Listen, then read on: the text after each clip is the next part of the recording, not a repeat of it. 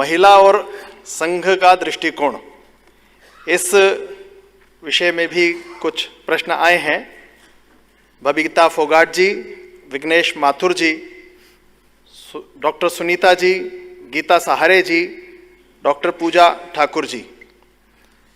आपकी जिज्ञासाएं हैं, लड़कियों व महिलाओं की सुरक्षा को लेकर संघ की क्या दृष्टि है, संघ ने इस दिशा में क्या कुछ किया है, आखिर अपराधियों में कानून का डर क्यों नहीं है।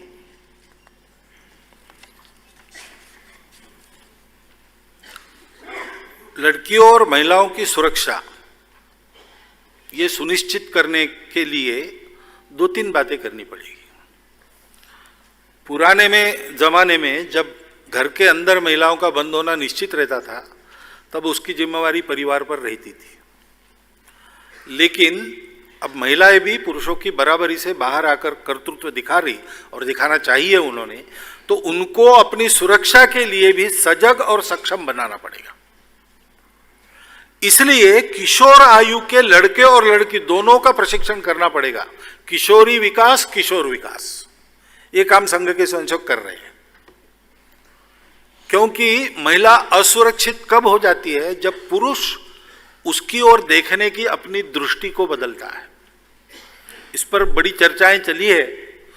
तो एक मीडिया की पत्रकार महिला बोल रही थी, मैं सुन रहा था, जब सजा हो गई थी बलात्कारियों को, कड़ी सजा हो गई थी सुप्रीम कोर्ट से, उसकी चर्चा चल रही थी। मैं बैठा था तो वो महिला कह रही थी कि केवल अपराधियों को सजा होने से काम नहीं चलता, मूल समस्या ये है कि महिलाओं को देखने की पुरुष की दृष्टि बदलनी पड़ेगी।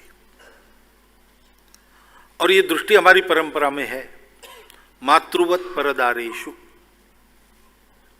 अपनी ब्याहता पत्नी छोड़कर बाकी सबको माता के रूप में देखना, ये अपना आदर्श है। उन संस्कारों को पुरुषों में भी जगाना पड़ेगा। इसलिए किशोर और किशोरी विकास के उपक्रम चले और महिलाओं को आत्म संरक्षण की कला सिखाने वाले उपक्रम भी बढ़े। इसमें भी स्वयंसेवकों ने काम प्रारंभ किया है। तो बड़ी मात्रा में और स्कूल कॉलेज की छात्राओं को इसका प्रशिक्षण देना और फिर उस प्रशिक्षण की स्पर्धाएं भी आयोजित करना, पिछले वर्ष से ये उपक्रम शुरू हुआ है। देश के सब राज्यों में ये शुरू होगा आगे चल के। संघ के स्वयंसेवक इसको करते, राष्ट्रीय स्वयंसेवक संघ केवल शाखा चलाता है और कुछ नहीं कर रहा, लेकिन संघ के स्वयंसेवक ये करते हैं। तो विद्यार्थी परिषद के द्वारा ये उपक्रम शुरू किया गया है और उसके बड़े बड़े कार्यक्रम हो रहे हैं और ये प्रशिक्षण दिया जा रहा है। देशव्यापी ये कार्यक्रम वो चलाएंगे। अब कानून का डर अपराधियों में कम रहता है, क्योंकि कानून एक हद तक चल सकता है। समाज के धाक, संस्कारों का चलन, इसका परिणाम ज्यादा होता है। कानून की यशस्विता समाज के मानस पर निर्भर करती है। लाल बत्ती है, लेकिन लाल बत्ती न तोड़ने वाला समाज है तो लाल बत्ती का चलता है। इसलिए कानून तो कड़े से कड़े बनने चाहिए और उनका अमल ठीक से होके अपराधी को उचित सजा मिलनी चाहिए, इसमें कोई दो राय नहीं हो सकती। लेकिन उसके साथ साथ समाज भी इसकी नजर रखे, आंखों की शर्म हो लोगों में, समाज का वातावरण ऐसा हो जो अपराधों को बढ़ावा नहीं देता।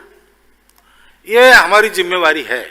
उस दृष्टि से यह संस्कार जागरण का पक्ष भी इन मामलों में उतना ही महत्व का है।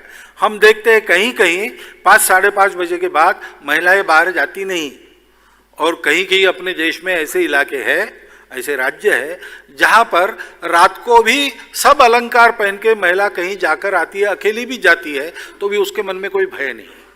ये परिणाम कानून का नहीं है, ये परिणाम वहां के वातावरण का है। उस वातावरण को हमको बनाना पड़ेगा प्रयासपूर्वक, हम सबको उसके लिए काम करना पड़ेगा, वो करना चाहिए।